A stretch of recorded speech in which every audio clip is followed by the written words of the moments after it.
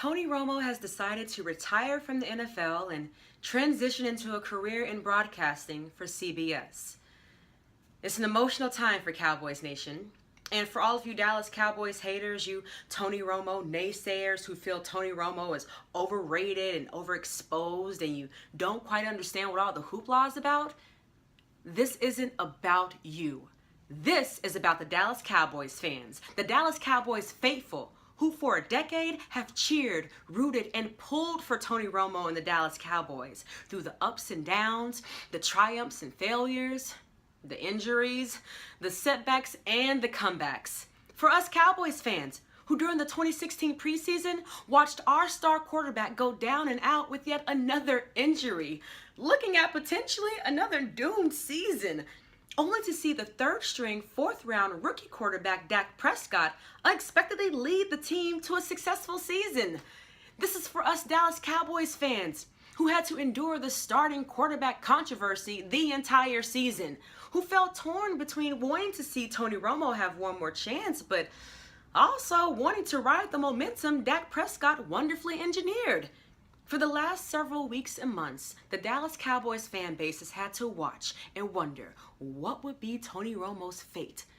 For Tony Romo to retire as a Dallas Cowboy and end his football career marks the ending of an era in Dallas and finally gives Cowboys Nation the closure we need to move on to the future. Every time Tony Romo has been called trash and irrelevant and overrated, thank goodness we have stats. After coming into the league undrafted, Tony Romo has the 4th highest career passer rating, the 5th highest career completion percentage, the most fourth quarter comebacks since 2006, and the most game-winning drives from 2006 to 2014. He is the Dallas Cowboys career leader in passing yards and touchdown passes. And oh, by the way, he accomplished that playing 9 fewer games than Troy Aikman. And yes, we are all aware and constantly reminded of the fact that Tony Romo has only 2 playoff victories during his entire career. Well, look at the bright side. Tony Romo has more playoff victories than 13 NFL teams since 2007. Did Tony Romo ever lead the Cowboys to a Super Bowl? No. Did he let Cowboys Nation down at times during his career? Certainly.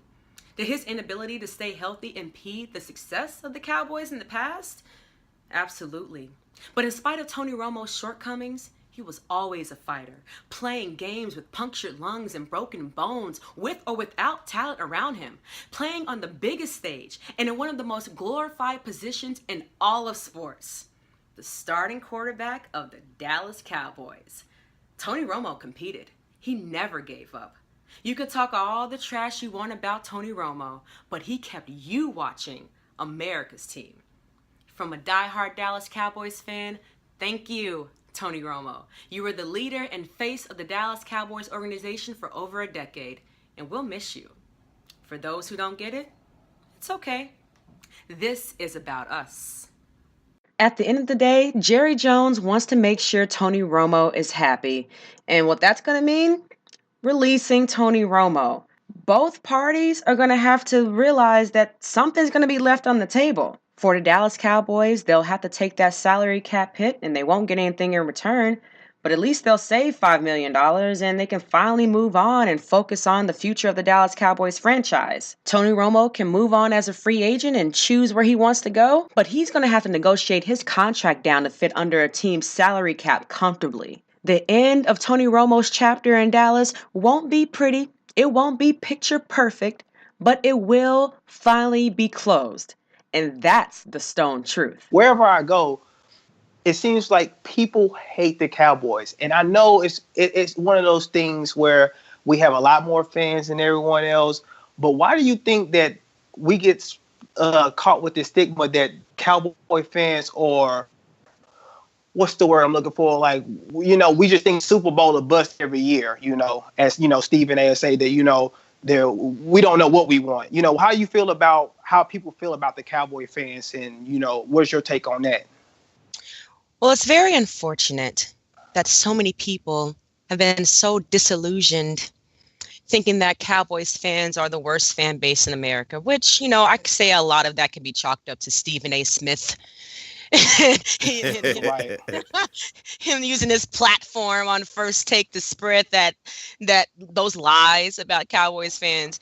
But as much as the Cowboys are quote unquote hated, they're also loved. Like you said, we have the most fans worldwide. We're the largest fan base in the NFL. More Cowboys fans travel to road games than any other team in the NFL. Cowboys sell the most merchandise. And as far as why Cowboys fans expect winning, the Cowboys still hold the record for the most consecutive winning seasons of any other NFL team. I think we were second in playoff game wins in total. No, we haven't had many recently, but what the Cowboys have is a legacy.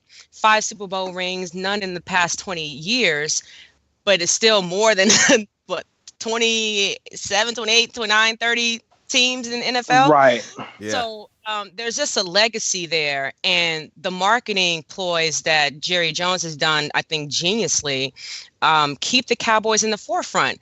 Everyone wants to watch the Cowboys, whether you love them or hate them. The Cowboys had 6 of the 7 most watched regular season games this season, in the season where the NFL was declining in their ratings because of the election. Everyone, and of course, we set another record with the playoff game versus Green Bay as the most watched playoff game, or the most watched divisional round playoff game. Everyone watched the Cowboys. I think it's undeniable. The Cowboys are loved to be hated, but we are the biggest draw in the NFL. Hello, boys and girls. The lesson for today is there's no such thing as regular season Eli Manning versus playoff Eli Manning. He is simply inconsistent. Yes, he's won 2 Super Bowls, but those other playoff appearances, knocked out the first round. He is the accident waiting to happen. He makes poor decisions. He's led the league in turnovers since 2012. Stop lying to the kids, Max. Santa Claus ain't real. Neither is a tooth fairy. And there's no such thing as playoff Eli Manning. The Giants clearly need a reliable backup quarterback and a succession plan to Eli Manning, and they chose Geno Smith. Now, don't take my word for it. I'm not throwing shade here. I kind of am, but I'm really not, but I kind of am. The Giants general manager, Jerry Reese, he's the one who said that Eli Manning is on the back 9 of his career. Eli Manning is 36 years old. Yes, he's won 2 Super Bowls. Or was that the defense? But he is declining, no doubt. Eli Manning is too reliant on Odell Beckham Jr. Think about that one play that they always play. I'm going to give you 3 seconds to guess it. The slant route. That seemed to be the only play that the Giants knew to do on offense. When in doubt, throw the slant to Odell Beckham Jr. And you know what? It caught us. It caught the Cowboys both games. I give them credit for that. But you can't be that reliant on one play. This Eli Manning-led offense was ranked 26 in the NFL. Eli Manning's throws of 15 yards or more had a passer rating of 23. 23. He's had more turnover-worthy plays than any other quarterback, and he has had more turnovers than any other player on the field since 2012. And they choose Geno Smith as a part of their succession plan. What's going on with the Washington Redskins and Kirk Cousins? Last year, they franchise tagged him at $19.5 million. This year, they offered him a long-term contract at $20 million per year. How are you going to offer him 2016 money? Kirk Cousins threw for over 4,900 yards, ranked 3rd in completions, ranked 6th in total QBR. Kirk Cousins looked at that $24 million franchise tag for this year and said, yo, the negotiations begin there. Can the Redskins guarantee that Coach Gruden will be there long term? Will they re-sign Pierre Garçon and Deshaun Jackson? If they don't get a deal done, they'll be in this same predicament next year. Only the franchise tag goes up to $35 million, which they won't pay, or they can transition tag him at $28 million. But then they'd be competing with other teams' offers. The Redskins need to decide now if they want to move forward with Kirk Cousins as their franchise quarterback or move on without him. James Dolan says that Charles Oakley needs help. No, Dolan, you're the one who needs help. Catch a new episode of the Stone Truth podcast available right now at crystalstone.com/thestonetruth. It's all about Charles Oakley. Why is Dolan holding this grudge? What is the real beef with Charles Oakley? Until James Dolan faces the truth and gets the help that he needs, because he is the one that clearly needs some help. And until Dolan is honest with the Knicks fans, honest with Oakley, everything that he does and the Knicks organization does from here on out will be detrimental to the Knicks team, period. The Knicks do not look good in this situation in any way, shape, or form. Some people don't like to hear the truth, and Dolan is one of them. Every time Charles Oakley's name is chanted in Madison Square Garden, it's going to be a reminder to Dolan of his failure as an owner of the Knicks organization. Dolan may have banned Oakley from Madison Square Garden physically, but Oakley will always be there in spirit. New York loves Charles Oakley. And the fact that New York Knicks fans are coming to Charles Oakley's defense and not James Dolan speaks volumes. James Dolan needs to get over himself, sit down, have a meeting with Oakley, and end this. The NFL is a quarterback-driven league. Elite quarterbacks like Tom Brady, Aaron Rodgers, and Matt Ryan are hard to come by, but having an average, decent quarterback as your backup can save your season. So why, after 2 full weeks of the NFL free agency, is Colin Kaepernick still on the market? Is it because NFL teams truly question his ability to produce on the field? Or did Kaepernick's controversial protest permanently damage his chances of ever playing in the NFL again? Or is it a combination of both? Well, it just can't be his play on the field. Josh McCown turns 38 this year, and he has a record of 2-20 over the last 3 years, yet the Jets signed him. Mike Glennon hasn't played in over 2 years, and he has a career completion percentage almost identical to Colin Kaepernick's at 59.4%. Kaepernick's is 59.8%. Yet Chicago signed him. And Geno Smith has a record of 12-18 with 36 interceptions over the last 4 seasons. Yet the Giants signed him. And Johnny Manziel, who has struggled with substance abuse for years, is being considered by the New Orleans Saints in New Orleans. But Colin Kaepernick actually led the 49ers to a Super Bowl back in 2012. Granted, he hasn't been as productive as he was in his earlier years, but he is certainly better than the quarterbacks who have just been signed. So can we just be honest here? Colin Kaepernick remains a free agent because in 2016, he decided to kneel during the national anthem as a form of protest against the injustices and oppressions leveled against the African American community. He started a dialogue about an issue that a lot of people don't like to talk about, especially NFL executives. And unfortunately, too many people took issue with how he protested instead of the issue he was actually protesting against. But controversial players get signed regularly in the NFL. Should Kaepernick never get a chance to play in the NFL ever again? Let me know what you think. Comment below and leave a word for me on my Instagram and Twitter at @CrystalStone_. And be sure to check out a new episode of The Stone Truth coming out this week. And then just learned, actually, as I was recording today's podcast, that Kellen Moore, backup quarterback to the Dallas Cowboys, was re-signed. Oh, man. I'm going to give this guy a meh. He gets a meh from me because I'm going to be honest with you guys, I hold grudges. And when I think about Kellen Moore, I think about that disastrous 2015 season when our beloved Tony Romo got hurt with that broken collarbone and our backup quarterback stepped in. Brandon Weeden, Matt Castle, and Kellen Moore, and amongst the 3 of them, 11 games, they only managed to win 1 of them. And Kellen Moore did not win that 1 game. In 2015, in 3 games that he played for the Dallas Cowboys, he had a completion rate of 58.7%. He threw for 779 yards, 4 touchdowns, and 6 interceptions. He's only started 2 games in his entire career. I understand that he's known as a great football mind. Dak Prescott has praised him as someone that he can learn from. He's a great leader in the locker room. I get all of that. He's just not any good on the field. And the one thing I can actually thank Kellen Moore for, thank you, Kellen Moore, for breaking your leg in the preseason, because had he not broken his leg in the preseason, we would not have been blessed with Dak Prescott as the starting quarterback at the beginning of this season. He went on to win 13 games and led the Cowboys to the playoffs and almost won a very, very close game against Aaron Rodgers. Thank you, Kellen Moore. And I hope that we never have to see Kellen Moore on the field for the Dallas Cowboys. I'm going to be praying for the health and production of Dak Prescott every single Sunday so that we do not have Kellen Moore on the field. But I know that The Dallas Cowboys absolutely need a backup quarterback, and of the backup quarterback options that are out there in free agency, he was the most affordable option. I want to ask you about Floyd and McGregor real quick.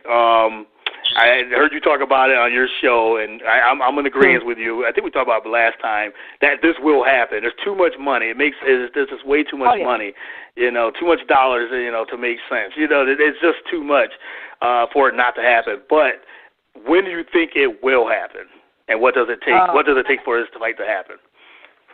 Listen, as far as when, it took, a year for the Manny Pacquiao fight to come to fruition. So, I expect, actually it'll be a year in May of this year when Floyd Mayweather claimed that he and his team had been looking at dates and locations for this fight. And so that's what the whole thing that trips me out. Everyone's like, why is Floyd waiting this time, coming out of retirement to fight McGregor, and why does he want to even get into the ring with this dude, whatever. Back up, guys. All you got to do is listen to what Floyd Mayweather has already said in the past. He's the one who said that the only reason he will come out of retirement is to fight Conor McGregor. He has said that he and his team have looked at dates, looked at locations. Mayweather said this. Mayweather's the one saying, we try to make the fight happen. He wants to fight McGregor. So the want is already there, and we all know that McGregor definitely wants to fight him. There's no question there. What's going to make this fight go through is Dana White and the UFC. Dana White and the UFC have to come to some agreeable terms. They're the ones who have to put their stamp of approval on it. And once they say go, this fight is definitely happening. Okay, so Tony Romo is reported saying that he wants to face the Dallas Cowboys in the 2017 season. First of all, no! I mean, what happened? I thought he and Jerry Jones were like this. Isn't he like his third son? Don't they spend holidays together? Did Jerry Jones do something or say something? Did he forget his birthday? And I'm confused. Wasn't it back in November that Tony Romo said that Dak Prescott earned the right to be the starting quarterback of the Dallas Cowboys? Now he wants to make sure he faces the Cowboys next season? I don't know. I'm sensing a residue of salt here. And let's keep it real, Tony Romo. You are a 36-year-old injury-prone quarterback. You ain't no Deshaun Watson coming out of the draft. Let's just look at where Tony Romo could possibly go. It is widely reported that he wants to go to Denver. Yes, Denver would be a great fit for him, but they ain't traded for Tony Romo. They will take him in the free agency so they can negotiate that contract down. And Denver would be a great fit for him. They're just missing a really good quarterback. They are a Super Bowl contending team. Now, Houston Texan fans, y'all can simmer down. Houston is not going to take on another expensive quarterback contract. Houston has no interest in Tony Romo. And forget about the Jets and Chicago and the Browns. Tony Romo doesn't want to go to any of those teams. But Arizona, with Carson Palmer recently saying that he would like to play next season if his body responds the way he hopes, that sounds like somebody ready to retire. But will Arizona replace a 37-year-old injury-prone quarterback with a 36-year-old injury-prone quarterback? Maybe. And if they do, Tony Romo will be in great company. Larry Fitzgerald just confirmed he'll be back next season. Tony Romo will have a great running back in David Johnson. And Arizona has an excellent defense. And Tony Romo would get his wish. If he plays in Denver or Arizona, the games against Dallas are at Denver and at Arizona. But as a diehard Dallas Cowboys fan, this divorce is going to get ugly, and it is really hard to watch. It's one thing that we have to see Tony Romo go off to another team and possibly win a Super Bowl. But then to know that he wants to purposely come back and stick it to the Cowboys? That's mad awkward, bro.